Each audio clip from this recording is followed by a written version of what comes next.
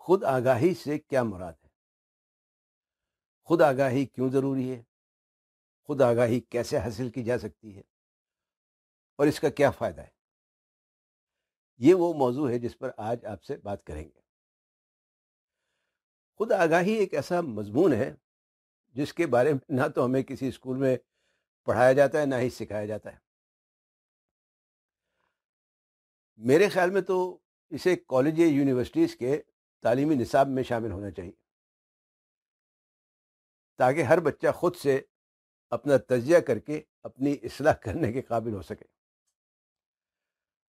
خود آگاہی کوئی آسان کام نہیں، اس کے لیے کافی محنت و مشقت کی ضرورت پڑتی ہے۔ یہ ایک مسلسل عمل ہے۔ اگر یہ عمل جاری رہے تو ترقی و کامیابی کی راہیں آسان ہو جاتی، ورنہ مشکل، بعض صورتوں میں تو ناممکن ہو جاتی ہے۔ خود آگاہی کے کئی فائدے ہیں۔ اس کی وجہ سے انسان کی زندگی بہتر ہو سکتی ہے، تعلقات بہتر ہو سکتے ہیں، انسان میں خود اعتمادی اور خود ارادی پیدا ہو سکتی ہے۔ خود آگاہ لوگ زیادہ تر ترقی و کامیابی حاصل کرتے ہیں۔ کہا جاتا ہے کہ یہ جھوٹ نہیں بولتے، دھوکہ نہیں دیتے، بے ایمانی وغیرہ نہیں کرتے، بلکہ خود آگاہی قائدانہ صلاحیت کا ایک نہایت اہم جز ہے۔ مسئلہ یہ ہے کہ ہر شخص یہ سمجھتا ہے کہ وہ اپنے بارے میں سب کچھ جانتا ہے، لیکن کیا واقعی ایسا ہے؟ خود آگاہی کے سلسلے میں ایک تحقیق ہوئی تھی جس میں کئی ہزار لوگوں کی خود آگاہی کی حالت کو جانچا گیا تھا یا پرکھا گیا تھا۔ اس تحقیق کے نتیجے میں پتہ یہ چلا کہ 95% لوگ صرف خیال کرتے ہیں، مطلب ان کا صرف یہ خیال ہے کہ وہ اپنے بارے میں سب کچھ جانتے ہیں، لیکن حقیقتاً صرف 10 سے 15% لوگ ایسے ہیں جو صحیح معنوں میں نہ صرف خود آگاہ ہیں بلکہ انہوں نے اس سے فائدہ بھی اٹھایا ہے۔ خود آگاہی سے کیا مراد ہے؟ اگر آپ اس چینل پر نئے ہیں تو اسے سبسکرائب کر کے بیل آئیکن پر کلک کرنا نہ بھولیں تاکہ آپ کو آئندہ آنے والی ویڈیوز کی بر وقت اطلاع مل سکے۔ خود آگاہی سے کیا مراد ہے؟ خود آگاہی کا تجزیہ کرنے سے ہمیں پتہ چلتا ہے کہ اس کے 3 مرحلے ہیں۔ نمبر 1 خود شناسی، نمبر 2 خود احتسابی اور نمبر 3 خود بینی۔ تو پہلے خود شناسی کو لے لیں، یعنی سیلف اویئرنیس۔ سیلف اویئرنیس کا مطلب ہے اپنے آپ کو جاننا، پہچاننا۔ انگریزی کا ایک قول ہے نو دائی سیلف، خود کو جانو یا خود کو پہچانو۔ اصل میں یہ قدیم یونانی زبان کے الفاظ ہیں جن کا انگریزی میں ترجمہ جو ہے وہ نو دائی سیلف کیا گیا ہے۔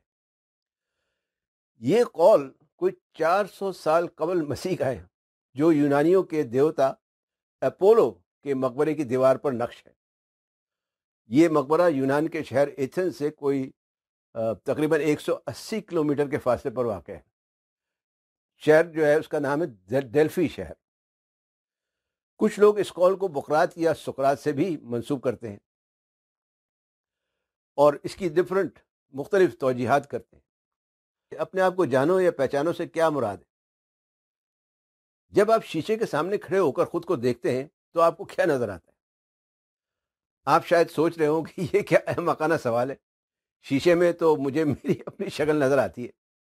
بالکل صحیح، شیشے میں آپ کو اپنی شکل ہی نظر آتی ہے۔ اب ذرا سوچیں کہ اگر کوئی ایسا شیشہ ہو جس میں نہ صرف شکل نظر آئے بلکہ پوری کی پوری شخصیت و کردار نظر آ جائے یا نظر آنا شروع ہو جائے تو کیا ہوگا؟ تو یہ ہوگا کہ آپ کو اپنی تمام خوبیاں و خامیاں نظر آنے لگیں، آپ کو اپنی تمام اچھائیوں اور برائیوں سے آپ کو اپنی تمام اچھائیوں اور برائیوں کا پتہ چل جائے گا۔ مطلب یہ ہوگا کہ آپ کو خود شناسی حاصل ہو جائے گی۔ اس خود شناسی کے لیے آپ کو شیشے کے اندر والے انسان سے پوچھنا پڑے گا کہ میں کون ہوں، میری کیا خوبیاں اور خامیاں ہیں، اس دنیا میں میرا کیا کردار ہے، کیا رول ہے۔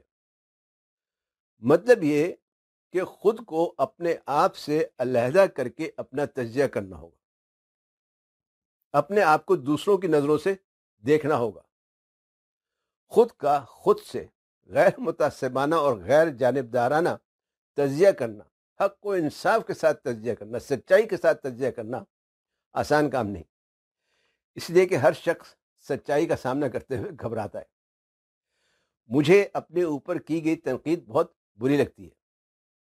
کتنے لوگ ہیں جو تنقید برداشت کر سکتے ہیں، اور کتنے ہیں جو تنقید سننے کے بعد صحیح معنوں میں اس پر غور و خوض کرتے ہیں، سوچتے ہیں کہ جو تنقید کی گئی ہے اس میں کتنی سچائی ہے۔ انسان کا مسئلہ یہ ہے کہ یہ اپنی غلطی بہت مشکل سے مانتا ہے۔ اس کی کوشش ہوتی ہے کہ ہر غلط کام کا، ہر ناکامی کا، ہر بری بات کا الزام دوسروں کے سر کے اوپر تھوپ دے، یعنی دوسروں پہ الزام لگا دے۔ یعنی اگر میں ترقی و کامیابی حاصل نہیں کر سکتا یا نہیں کر سکا تو اس کی وجہ میں نہیں، میرے والدین ہیں، معاشرہ ہے، یہ ملک ہے، سیاست ہے، وغیرہ وغیرہ۔ اس سوچ کی سب سے بڑی وجہ ایک لفظ ہے، اور وہ لفظ ہے کیوں۔ جب انسان ہر چیز کے پیچھے کیوں ڈھونڈتا ہے تو اپنی پریشانیوں یا کوتاہیوں یا کمزوریوں کو ماننے کے بجائے اس کی توجیہ کرنے لگتا ہے، اس کو ریشنلائز کرنے لگتا ہے، اس کی جسٹیفیکیشن کرنے لگتا ہے۔ اس جسٹیفیکیشن کے چکر میں وہ یہ ثابت کرنے کی کوشش کرتا ہے کہ وہ صحیح ہے، اس میں کوئی خرابی نہیں۔ آپ نے دیکھا ہوگا کہ گھریلو یا خاندانی لڑائی جھگڑوں میں کہ جو سب سے بڑی وجہ ہے وہ بھی یہ لفظ کیوں ہی ہے۔ اس نے ایسا کیوں کہا، یہ کیوں کیا، وہ کیوں ہوا۔ اگر آپ اس کیوں کو بدل لیں اور اس کیوں کو کیا میں بدل دیں تو بہت کچھ بہتر ہو جائے گا۔ میرا مطلب یہ نہیں ہے کہ آپ جو ہے کیوں کو بالکل ہی چھوڑ دیں، مطلب یہ ہے کہ اپنے سوال کرنے کا انداز کو تھوڑا سا بدل لیں۔ مثلا بجائے یہ کہ میں کیوں ترقی نہیں کر رہا یا کر پا رہا ہوں، اس کو بدل کر یوں سوال کریں کہ مجھے کیا کرنا چاہیے کہ میں ترقی کر سکوں۔ آپ دیکھیں گے کہ آپ کا پورا زاویہ نگاہ ہی بدل جائے گا۔ اگر آپ کی کسی سے ناچاکی ہے، کوئی لڑائی جھگڑا ہے، تو بجائے یہ سوچنے کے کہ میری اس سے کیوں ناچاکی ہے یا لڑائی جھگڑا ہے، یوں سوچے کہ میں کیا کروں کہ میری اس سے ناچاکی یا لڑائی جھگڑا ختم ہو جائے۔ اس کی ایک اور مثال کچھ یوں ہے۔ مثال کے طور پہ ایک خاتون کو کینسر ہو گیا۔ 1 مہینے تک وہ یہی سوچتی رہی کہ میں ہی کیوں، آخر مجھے ہی کیوں کینسر ہوا۔ اس کے نتیجے میں وہ ڈپریشن کا شکار ہو گئی اور 6 مہینے کے اندر اندر انتقال کر گئی۔ جبکہ ایک اور خاتون کو کینسر ہوا تو انہوں نے سوچا کہ میرے لیے کیا چیز اہم ہے، جو کچھ زندگی میری باقی رہ گئی ہے اس میں کیا کروں کہ میں اپنی زندگی کو بہتر کر سکوں۔ اس سوال کے جواب نے انہیں ایک نئی زندگی بخش دی اور وہ ابھی تک زندہ ہیں اور خوشگوار زندگی گزار رہی ہیں۔ تو خود شناسی کے لیے جو سوال آپ نے اپنے آپ سے پوچھنا ہے وہ یہ کہ مجھ میں کیا خوبیاں اور خامیاں ہیں، کیا خوبیاں اور خامیاں ہیں، اور مجھے اپنی خوبیوں اور خامیوں کو بہتر کرنے یا دور کرنے کے لیے کیا کرنا ہوگا، کیا کرنا پڑے گا۔ جب آپ ان سوالوں کے جواب حاصل کر لیں گے تو آپ خود آگاہی کا پہلا مرحلہ پار کر لیں گے۔ علامہ اقبال کا ایک شعر ہے، جب عشق سکھاتا ہے آداب خود آگاہی تو کھلتے ہیں غلاموں پر اسرار شہنشاہی۔ باقی باتیں پھر کریں گے۔ ویڈیو دیکھنے کا شکریہ۔ پسند آئی ہو تو لائک، کمنٹ اور شیئر کرنا نہ بھولیں۔ خود سیکھیں، دوسروں کو بھی سکھائیں۔ فی امان اللہ۔